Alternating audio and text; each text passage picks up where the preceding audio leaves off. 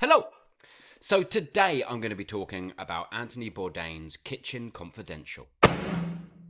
Anthony Bourdain was born in 1956 and passed away in 2018. He was a chef, a New York chef, who after writing this book, Kitchen Confidential, became somewhat of a global phenomenon. I'd heard of Anthony Bourdain because of his TV show Parts Unknown, which if you haven't seen, you absolutely have to, because what I found really interesting and really quite magic about that show is that it doesn't just focus on the food. The food is the kind of through line, but each episode focuses on a different town, city, country, state, and it dives into the culture of that state. We get a little bit of the history of that place, as well as food sort of being at the heart of what he's exploring as well. And I just fell in love with that show. In fact, I haven't finished it. I've done about 7 seasons. But what I didn't realise is that Anthony Bourdain was pretty much unknown except within culinary circles until he released this book in the year 2000. This book, or at least parts of this book, were originally released in essay format in The New Yorker entitled Don't Eat Before Reading This.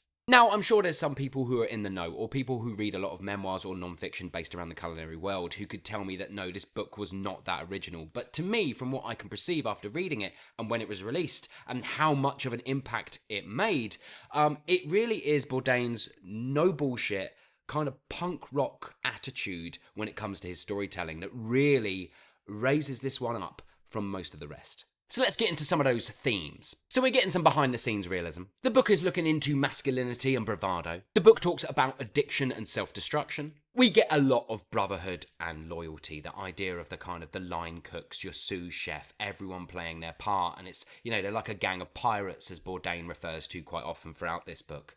And the idea of like jumping ship and taking your crew with you and mutiny and things like that.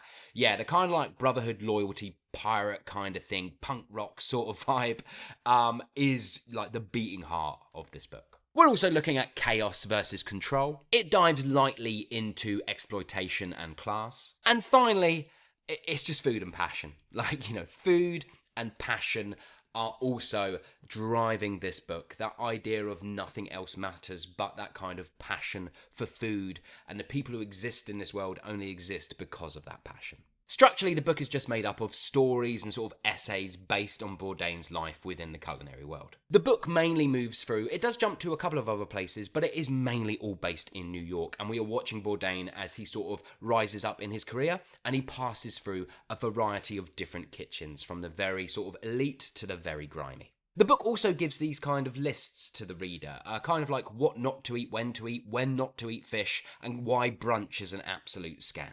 One section of the book that I rather enjoyed is this day in the life of Bourdain, from when he wakes up at 6 a.m. to when he gets home at 2 a.m. And we follow every single step that is required within his job as an executive chef. What he has to do, how he manages his team, the orders, everything. It is grueling. And the idea that he may have to wake up and do that all again, I was just automatically, I was like, nah, that is not the life for me. And alongside the stories in the essays and the kind of mini lists of what and when to eat, we also get these kind of guides of what is the best kitchen gear to buy, but also we get these guides of how to set up your chef team. What are the personalities you are looking for when looking for line cooks and creating a team? Again, this sort of pirate ship of people. Who are you looking for? What personalities? What's going to work? How? Yeah, it's jam-packed. What did I like and what didn't I like? What I liked, I absolutely loved, and again, the reason I think this book made such a splash and maybe didn't make him too popular in some circles, is its unfiltered honesty. It's just really raw and really, really honest. Bourdain doesn't sugarcoat anything within this world. We are getting the good, the bad, and the ugly. I also absolutely love the writing style. It's sharp, it's fast, it is constantly engaging, and it has a lot of dark humour within it. I think it does a really good job at humanising chefs, the personalities, who these people are, like line cooks, chefs, the whole team. It just really humanises them, and it lets you know what they have to go through. But also, again, I think sometimes we can tend to think of chefs, especially the top chefs, in this sort of like god tier, sort of genius kind of level. And I think this book, it name drops quite a few popular chefs. And yeah, it just does a really solid job of humanizing everybody and the business. Next thing I absolutely loved is the insider tips. Now, of course, this book is 25 years old, so some of those may not matter anymore. But either way, I really enjoyed it for just kind of getting these little hints and tips throughout. The next thing I absolutely loved, and of course I have no idea if Bourdain is embellishing in any way, but from his writing style and from his TV show, I don't think he is, but the characters, the people you meet, the people he's worked with, the people, his friends, just everybody, they are such characters, especially the ones he decides to do deep dives on. There's a section where he really looks into his sous chef, who he has worked with for most of his career at that point, and yeah, I just found them all brilliant and fascinating. The next thing I really, really loved is Bourdain within this book is able to kind of romanticize food without romanticizing the realities of being a line cook or being a chef. I think that's a really tricky balance to do, because I did finish this going, oh my God, I want to cook something. You know, like every day, it only took me 2 days to finish this. And I was just like, each evening I was like, oh my God, I want to, you know, it engaged me, and it really sort of like made me want to get out and try more different food. It made me want to go to some restaurants. And it romanticized food in that way. It brought it to life. It made me salivate, everybody. But at the same time, yeah, there's a realism there that is always threaded throughout.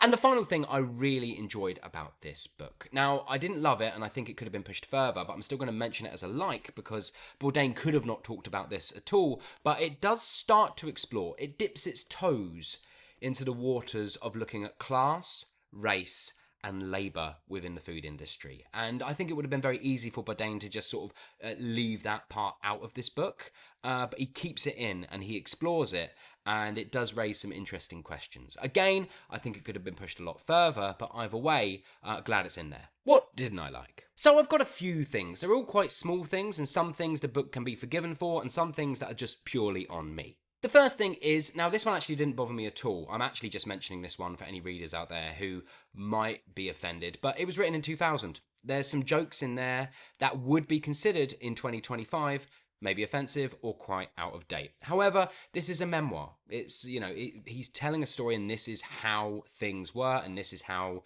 him and his team and his chefs talked. So I have no issue with it whatsoever at all. In fact, actually, you know, a couple of times I did laugh a little bit. However, you know, there is some humor in there that people right now in 2025 might find offensive. The next thing that I think could have been pushed further was female representation in this book. We do get one very small section where Bourdain talks about a female chef. It's engaging and interesting, and I enjoyed getting to know her as a chef and her place. But it's very, very short, and it's like done and out the way. And it is so short and just thrown in there that it almost feels like Bourdain was asked at that time to include a section about women in the workplace or women within this environment. Now, of course, you know, you can only talk to the truth that you know. And if Bourdain, growing up or working in the 70s, 80s, and 90s, had only experienced men, bros, this kind of toxic masculinity sort of vibe that takes place with these pirates in these kitchens, if that's all he's experienced, if that's all he knows, then that's all he can write about. And maybe his experience was only with this one female chef at that time. However, I don't know. Like, I feel like because I'm reading, an insider's edition, I feel like maybe there could have been some expansion on kind of what it's like, or a deeper exploration of women in those environments at that time. I don't know. I mean, it's not really a negative against the book. It's just an area that I was interested in when he started talking about it, and I just hoped it had been explored a lot more, or maybe come back at some point. But there you go. Another thing that I didn't quite like about this book, and this one might get a bit fiery in the comments, so let's see what happens, is that Bourdain has this sort of like no bullshit punk rock, man of the people kind of vibe going throughout this book.